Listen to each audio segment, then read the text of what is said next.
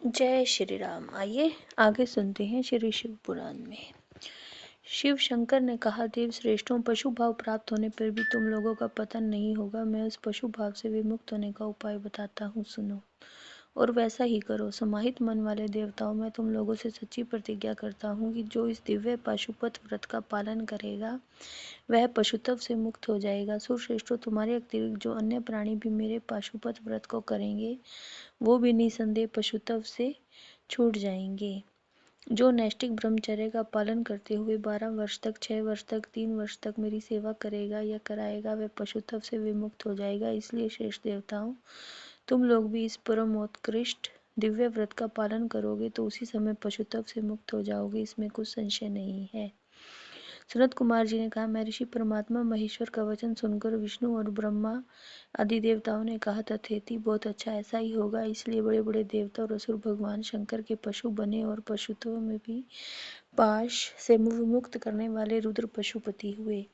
तभी से महेश्वर का पशुपति यह नाम विश्व में विख्यात हो गया। यह नाम समस्त लोगों में कल्याण प्रदान करने वाला है। उस समय संपूर्ण देवता तथा ऋषि हर्षमगन होकर जय जयकार करने लगे और देवेश्वर ब्रह्मा, विष्णु और अन्य प्राणी भी परमानंद मगन हो गए।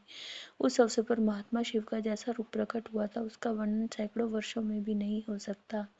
फिर जो शिव तथा संपूर्ण जगत के स्वामी और समस्त प्राणियों के सुख प्रदान करने वाले हैं वे महेश्वर यूं सुसज्जित होकर त्रिपुर का संहार करने के लिए प्रस्थित हुए। जिस समय देवादिदेव महादेव त्रिपुर का विनाश करने के लिए चले उस अवसर पर देवराज आदि सभी प्रधान देवता भी उनके साथ प्रस्थित हुए। पर्वत के समान विशालकाय उन सुरेश्वरों का मन प्रसन्न था। वे सूर्य के समान प्रकाशित हो रहे थे। वे सभी हाथों में हल, शाल, मुसल, भुशुंडी और नाना प्रकार के पर्वत जैसे विशाल आयुधों को धारण करके हाथी, घोड़े, सिंह, रथ और बैलों पर सवार हो चल रहे थे। उस समय जिनके शरीर परम प्रकाशमान थे और मन महान उत्साह से संपन्न थे तथा जो नाना प्रकार के अस्त्र शस्त्रों से सुसज्जित थे, वे इंद्र, ब्रह्मा और विष्णु आदि देव शंभु की जय जयकार बोलते हुए महेश्वर के आगे आगे चले। सभी दंडी और जटाधारी मुनि हर्ष मनाने लगे और आकाशचारी सिद्ध तथा चारण पुरुषों की वृष्टि करने लगे। विपेंद्र त्रिपुर की यात्रा करते समय जितने गणेश्वर शिवजी के साथ थे उनकी गणना करके कौन पार पा सकता है, तथापि मैं कुछ का वर्णन करता हूँ। योगिन समस्त गणराजों में श्रेष्ठ भृंगी गणेश्वर और देवगणों से घिरकर विमान पर आरूढ़ इंद्र की भांति त्रिपुर का विनाश करने के लिए चले। उनके साथ साथ केश, विगतवास, महाकेश, महाज्वर, सोमवल्ली, स्वर्ण, सोमक, सनक, सोमदृक, सूर्यवर्चा, सूर्यप्रेक्षणक, सूर्याग, सूर्यनामा, सुर सुंदर, प्रस्कंद, कुंदर, चंड, कंपन, अतिकंपन, इंद्र, इंद्रजय, यंता, हिमकर, शताक्ष, पंचाक्ष, सहस्राक्ष, महोदर, सतीजौ, शतास्य, रंग, कपूरपोतन, द्विशिक, त्रिशिक, अहंकार कारक, अजवक्र, अष्टवक्र है, वक्र, अर्धवक्र आदि बहुत से अपरम्य बलशाली वीर गणाध्यक्ष लक्ष्य लक्षण की परवाह न करते हुए महेश्वर को घेरकर चल रहे थे। व्यासी तदंतर महादेव शंभु संपूर्ण सामग्रियों सहित उस रथ पर स्थित हो उन सुरद्रोहियों के तीनों पुरों को पूर्णतः दग्ध करने के लिए उद्यत हुए। उन्होंने रथ के शीर्ष स्थान पर स्थित उस महान अद्भुत धनुष पर प्रत्यंचा चढ़ाई और उस पर उत्तम बाण का संधान करके वे रोषावेश से होठ को चाटने लगे।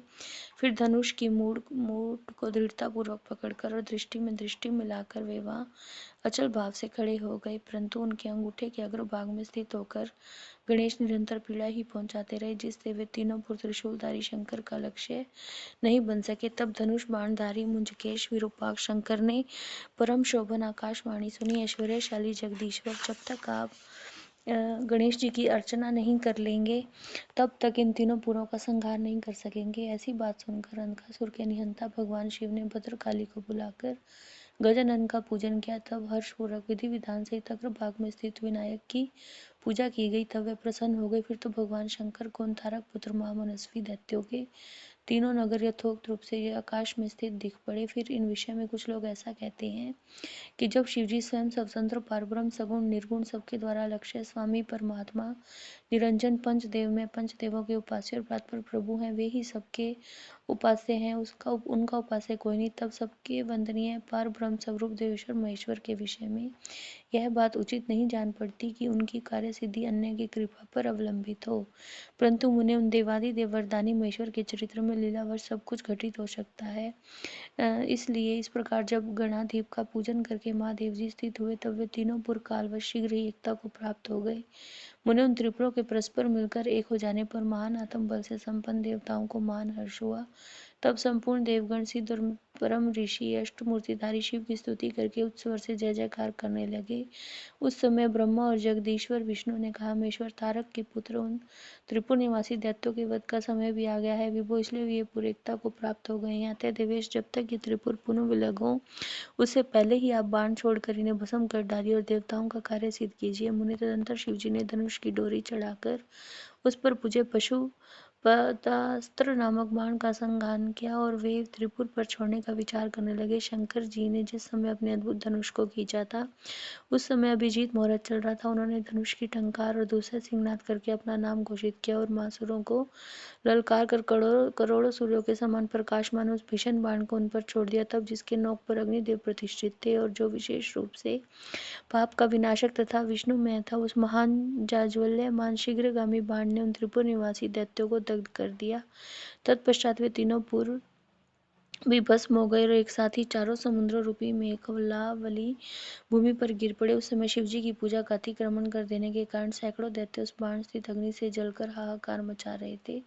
जब भाइयों सहित तारकाक्ष जलने लगा, तब बुद्धों ने अपने स्वामी भक्त वत्सल भगवान शंकर का स्मरण किया और मन ही मन महादेव को देखकर परम भक्ति पूर्वक नाना प्रकार से विलाप करता हुआ कहने लगा, भव आप हम पर प्रसन्न है, यह हमें ज्ञात हो गया। इस सत्य के प्रभाव से आप फिर कब भाइयों सहित हमको दग्ध करेंगे। भगवान, जो देवता और असुरों के लिए अपर्यायी है, वह दुर्लभ लाभ हमें प्राप्त हो रहा है। आप जिस जिस योनि में हम जन्म धारण करें, वहाँ हमारी बुद्धि आपकी भक्ति से भावित रहे। मुने यो दैत्य विलाप कर ही रहे थे कि शिवजी की आज्ञा से उस अग्नि ने उन्हें अद्भुत रीति से जलाकर राख की ढेरी बना दिया। व्यास जी और जो भी बालक और वृद्ध दानव थे, वे शिव आज्ञानुसार उस अग्नि द्वारा शीघ्र ही जलकर भस्म हो गए। यहाँ तक कि उन त्रिपुरों में जितनी स्त्रियां और पुरुष थे, वे सब के सब अग्नि से उसी प्रकार दग्ध हो गए जैसे कल्पांत में जगत भस्म हो जाता है। उस समय उस भीषण अग्नि से कोई भी स्थावर जंगम बिना जले नहीं बचा, किंतु असुरों का विश्वकर्मा विनाशी में बच गया, क्योंकि वह देवों का विरोधी शंभु के तेज से सुरक्षित और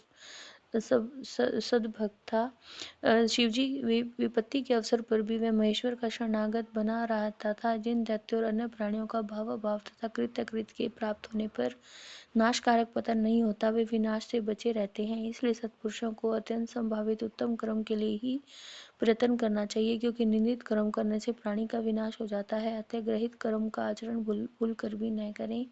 उस समय जो भी दैत्य बंधु बांधवों से शिवजी की पूजा में तत्पर थे, वे सब के सब शिव पूजा के प्रभाव से दूसरे जन्मों में गणों के अधिपति हो गए। जय श्री राम।